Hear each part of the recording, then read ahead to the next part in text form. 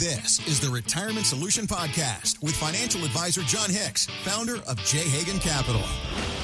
And I'm Heather Branch here with John, asking for his ideas on the things you can be working on now to better prepare for your financial future. RetirementSolutionRadio.com is where you can start the conversation with John and his team about your retirement savings plan. We also have links posted in the show notes, so you can just click there or, again, find us anytime, RetirementSolutionRadio.com. So the conversation around government spending. Boo. Why do those guys spend so much money? Because they can. I don't think they know what a comma is. I think they don't understand a comma. It's like, oh, it's just a couple zeros and a number in front of that. It's just zeros. It's like, dude, there are 3 commas in that number, and that's just to replace the toilet seats with squatty potties at the White House. You've got to be kidding me. Commas matter. Commas matter. That's Why don't they get that, Heather? Because Heather, who do we need to help educate our government officials that commas matter? I know. They do. The difference between commas and periods. Let's have a grammatical lesson around finances, right? Let's start. It's just a whole group of people that just do a whole bunch of run-on sentences. That's it. In Latin that means nothing to any of us. Yeah. It's like, golly. They sure do seem confident in what they're doing over there, don't they? It's just like money for everybody. You get some money, and you get some money, and you get some money. It's like Oprah. It's like Oprah. And you get a car, and you get a car. Whatever. And the Oval Office gets a new squatty potty. You got a problem, you get some money. Like, whatever. And I mean, I feel like the rest of us are just sitting here going, who's paying for all of this? And the government. I know that answer. Don't look in the mirror. I know that answer. Don't look in the mirror. You are, and you are, and you are, and I am. We are paying for all that. Oh. So we're not the only ones that are worried. Wall Street also has some concerns about government spending. Those guys that know a little bit about money? Right. Maybe, right. Could Wall Street help us out a little bit, maybe with some influence on Washington? If they were incentivized, right? That's what it is. They're like, wow, why do we want to help the government out when we can help ourselves out? Listen. I get that. I do it's too. not an altruistic organization. They believe in the old school capitalism. You know, the way it was done is Wild Wild West. Hey, if I can make an extra $1, why wouldn't I make that and keep it all? And the government's like, why wouldn't, if you make an extra $1, us take it all? And let's spend it. Yeah, and we're going to spend it and then use debt financing to spend $3, even though we only took 1 more from you. Why not? That's what we're going to do. Why not? Seems like a good idea. That math doesn't work out in my abacus. It just doesn't. Somebody else with an abacus, billion-dollar hedge fund manager, Stanley Druckenmiller, was recently on CNBC. I think you and he have some ideas in alignment, John. And it's just sad because I think we're looking at one of the most exciting periods in terms of potential productivity and enhancing investments ever. And why we're spending like we're still in the Great Depression is beyond me. We don't need spending right now. We just need the government to get out of the way and let the private sector do its thing. Stanley sounds sobering. not okay. He sounds very sobering for a guy with drunk in his name. On the verge of tears. He's sad. He's so sad. You know, and I love the fact he started off trying to be a little optimistic. Right. He goes, it's an exciting period for productivity enhancements. And guys, I've said this on the show a lot recently, was, hey, if you look at things, and I'm going to be very honest, the market is a little expensive at the moment. That doesn't mean it goes down. It just means it's a little expensive. But when you look at all of these companies and how they can harness machine learning and artificial intelligence, it really may create a new golden period of our economy. Okay. So when you look at what Stanley Druckenmiller said, he said, man, it's exciting. But, man, the government's going to blow this thing up. They're going to blow it up because we are printing money. Yep. Like we're in a Great Depression. Yep. And we're not. Yep. And guys, that's true. If you look at how much debt we've added, and I'm not going to blame just this administration. No. I'm going to be fair because I'm going to be factual. It's been happening. If you go all the way back to W, right? You can go all the way back to W. And when you look at what we have spent and the amount of deficit financing we've done, now what happened back during W? We ended up having the dot-com crash, right, at the beginning of the Bush administration. And then on top of that, we ended up having 9/11, right? Yep. So there was a bunch of stuff going on, and we ended up printing some money to try to get us out of some of those issues. But then you go forward from W to Obama. Obama, tremendous amount of debt that we spent. You go from Obama to Trump, tremendous amount of money of debt being spent. You go from Trump to the current administration, and I don't even know what they're doing. But man, they're just printing money left and right. And it doesn't appear that we need it. A lot of it they're sending elsewhere. Right.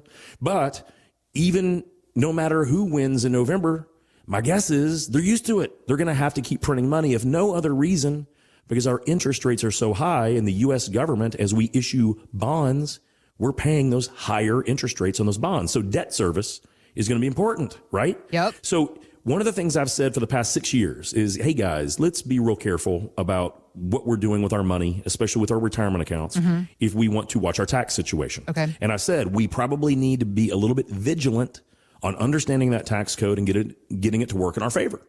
And a lot of people said, I agree with that. Let's do it. How do we do that? And then they find out they're going to have to pay a little bit more taxes now to pay a lot less taxes in the future. They're like, oh, man, I don't know about that, John. I'm like, just look at the math, guys. The way that it works, our country is insolvent unless we either do one of two things.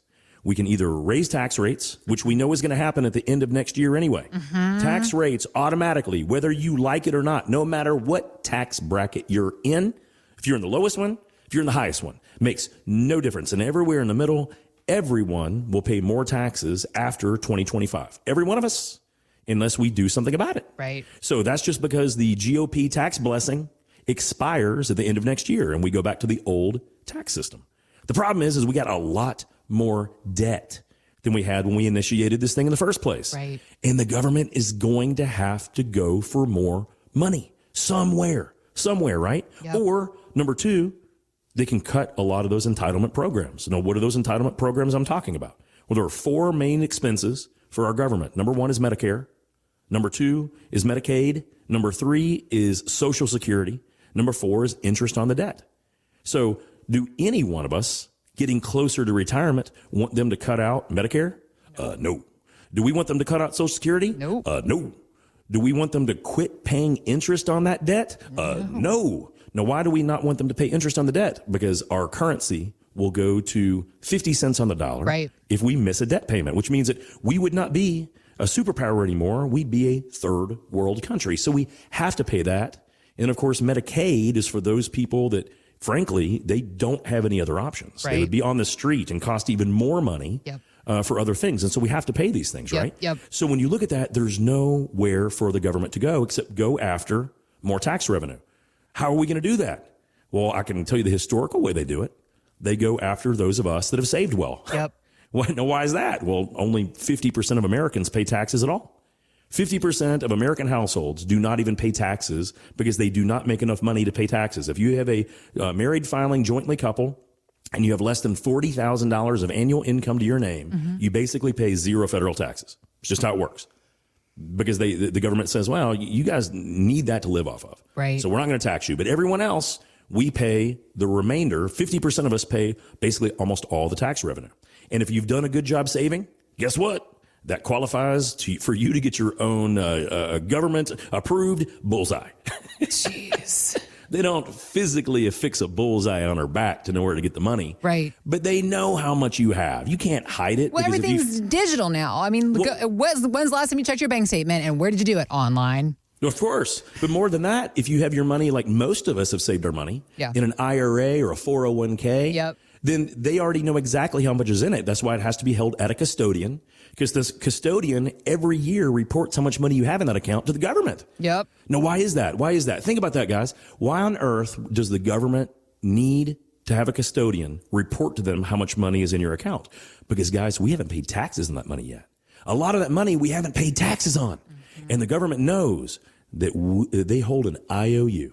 We owe them something in the future. They know it and we know it. We just don't remember it most of the time. We forget about it. We forget. It's like, oh, I've got $1 million in my account, John. Yeah, but you're only going to get about 70% of that. And people argue with me all the time. No, that's John. That's not true. That's not true. I've got $1 million. I'm like, depending on when you pull the money out, you're going to have somewhere between $560,000 and $806,000. Yeah. That's the real math. Yep. And then when they see the math, you see this look in their eye.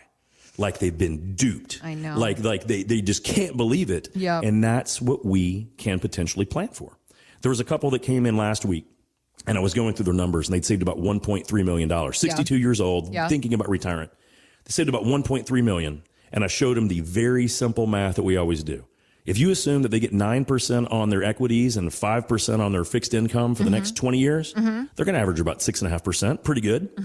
They would end up paying on that $1.3 million account if they just take out RMDs and take out the rest as they have to. The 1.3 was saved in like a pre-tax, like a 401k? That was a 401k. Okay. And they were looking at rolling that into an IRA. Yeah. Same thing. Yeah. So they don't pay taxes on the conversion. Yeah. But on that $1.3 million, when we did the math, if they lived to be 90 years old, they'd end up paying about $1.63 million in taxes. More than they had saved they'll owe in taxes? It is mind-numbing. And we run this report for anyone that comes talk to us because we want to let you see in real numbers what it looks like. And most of us don't do this. We don't say, hey, what if we earn, 9% on our stocks and about 5% on our bonds and fixed income? If we do that and we get a pretty good rate of return, what is that going to look like over time?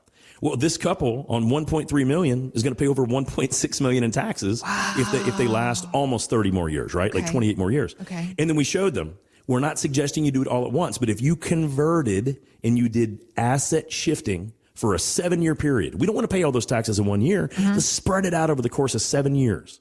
If we did that, they would end up paying only $340,000 in federal taxes. So think about that, guys. On the exact same amount of money, would they rather pay $1.6 million in taxation on it? More than they had saved. Or would they rather pay less than $350,000 on that same amount of money? The difference is tax savings. Wow. That's it. That's all there was to it. And this is not even including if tax rates go up and so forth and so on, right? So when we do the math on this and just let them know and let everyone know, there's a trade-off. It's not all, rainbows and unicorns and, fun dreams. We're going to have to pay the government a little earlier than we would otherwise have to. But we're doing it because it's to your benefit. Often to do this, right? So these are the types of things we always want to let people know. Stanley Druckenmiller's right. The government's printing money. They're printing it with reckless abandon. I don't think that even with a different change of administration, they can fix it too quickly. So I think the government's going to have to go for more money. I suggest everyone get a written tax policy statement. How can you save money for yourself? And does it mathematically make sense to do it? If it does, you want to make sure you jump on it yesterday. If it doesn't make sense, well, at least you will have done the exercise to find out what is the prudent thing to do. And regardless of what you decide, you'll at least know the difference. At the very least, give yourself that knowledge. That's what John and his team are here to help you with. You can get to work starting this conversation. Find us at retirementsolutionradio.com. Of course, we also have links posted in the show notes, so you can just click there or, again, find us anytime. retirementsolutionradio.com. Thanks for listening to the Retirement Solution Podcast with John Hicks. Begin the conversation about your savings plan with John and the team at J. Hagan Capital by visiting retirementsolutionradio.com. Be sure to listen to John's radio show, The Retirement Solution, Saturdays at 8 a.m. and Sundays at 9 a.m. on News Radio 840 WHAS. J. Hagan Capital Inc. is not licensed in all 50 states. To find out if J. Hagan Capital Inc. is licensed in your state, please call 502-690-5635. J. Hagan Capital Inc. is not affiliated with nor endorsed by the Social Security Administration or any other government agency. It does not provide legal or tax advice. Annuity guarantees rely solely on the financial strength and claims paying ability of the issuing insurance company. By contacting us, you may be provided with information about insurance and annuity products offered through J. Hagan Capital. National license number 1882794.